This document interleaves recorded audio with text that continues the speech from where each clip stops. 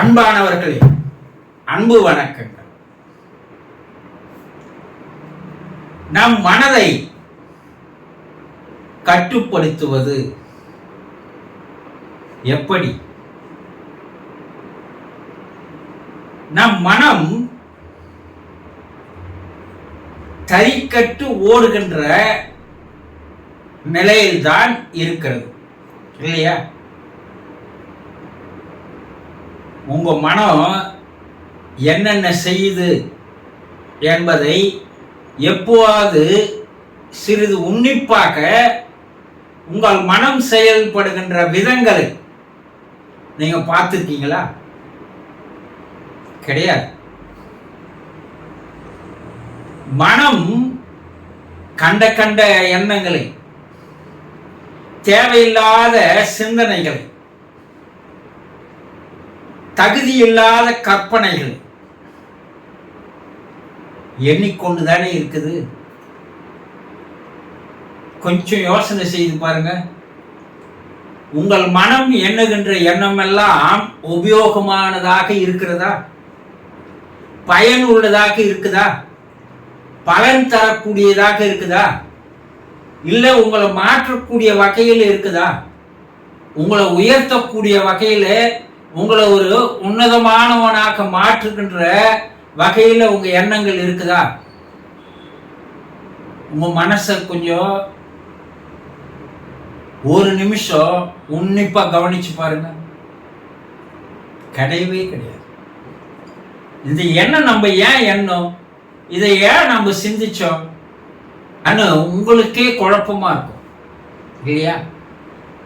மனம் அளவுக்கு அதிகமாக எண்ண ஆரம்பித்தால், அளவுக்கு அதிகமாக சிந்திக்க ஆரம்பித்தால், அதனால் பல்வேறு குழப்பங்கள், பல்வேறு பிரச்சனைகள், பல்வேறு கவலைகள், துன்பங்கள் எல்லாம் கொண்டு வந்து சேர்ப்பது அந்த மனம்தான். ஒரு சிலரை பைத்தியக்காரனா மாற்றக்கூடிய நிலை கூட மனம் இருக்கிறது.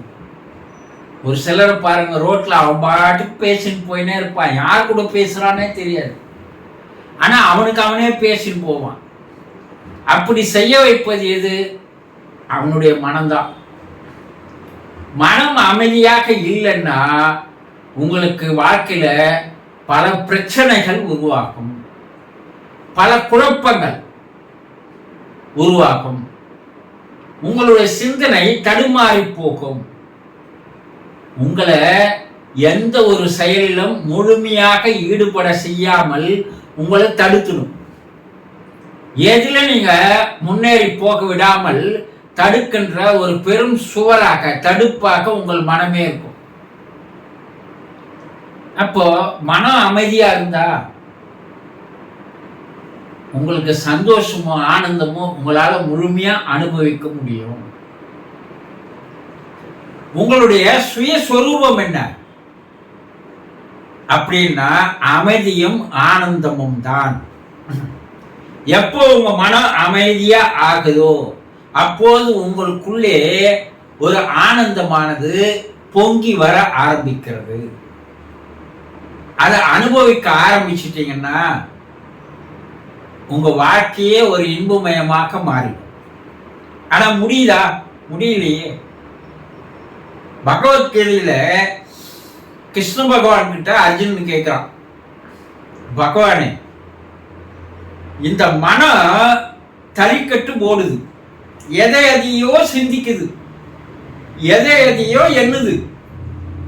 அந்த மனசை கட்டுப்படுத்தணும் நானும் முயற்சி பண்றேன். மனசை கட்டுப்படுத்த முடியாதா? அதுக்கு ஒரு வழி சொல்லுங்களேன் ஆனா அர்ஜுனன் கேட்கிறான். பகவான் என்ன சொல்றாரு?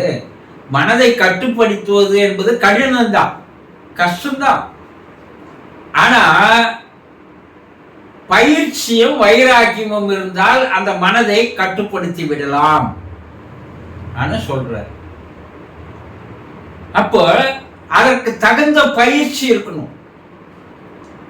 ஆனா அந்த பயிற்சியை தொடர்ந்து செய்யக்கூடிய வைராக்கியம் இருக்கணும். இது ரெண்டும் இருந்தாதான் உங்களுடைய மனதை உங்களுடைய கட்டுப்பாட்டுக்குள் கொண்டு வர முடியும். இல்லைன்னா மனசுடைய கட்டுப்பாட்டுக்கு நீங்க ஆளாயிடுறீங்க. நீங்கள் உங்களுடைய மனதினுடைய கட்டுப்பாட்டிற்குள் வந்துவிட்டால் உங்கள் வாழ்க்கையை உங்களால் முழுமையாக வாழ முடியாது. மனம் உங்க கட்டுப்பாட்டுக்குள்ள வந்துடுச்சுன்னா நீங்க எப்படி வாழணும்னு நினைக்கிறீங்களோ அந்த வாழ்க்கையை வாழலாம். அதுல எந்த விதமான சந்தேகமும் இல்லை. அதுக்கு முதல்ல என்ன, அந்த மனசுடைய செயல்பாடுகளை, அதனுடைய இயல்புகளை, அதனுடைய குணங்களை, இதையெல்லாம் நீங்கள் தெளிவாக தெரிஞ்சுக்கணும்.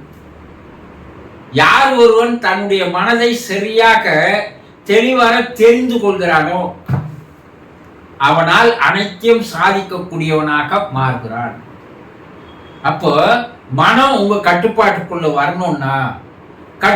வரணும்னா ரெண்டே ரெண்டு. ஒன்று பயிற்சி, அடுத்தது வைராக்கியம். இதை ரெண்டுத்தையும் நீங்க கடைபிடிச்சீங்கன்னா உங்களுடைய வாழ்க்கையை ஒரு சந்தோஷமான வாழ்க்கையாக, ஆனந்தமான வாழ்க்கையாக மாறிடும். அதை உங்களால செய்ய முடியுமா? ஆனா அங்கதான் பிரச்சனையே.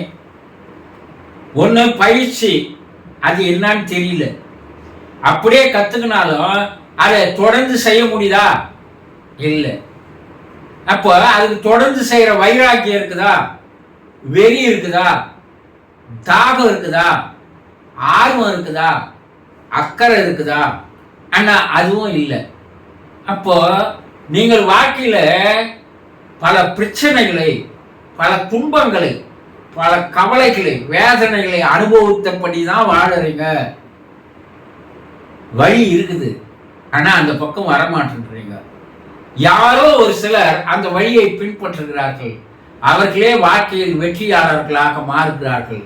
நீங்க மாறணுமா வானாவா? உங்க மனசை நீங்க தெரிஞ்சுக்கணுமா வானாவா?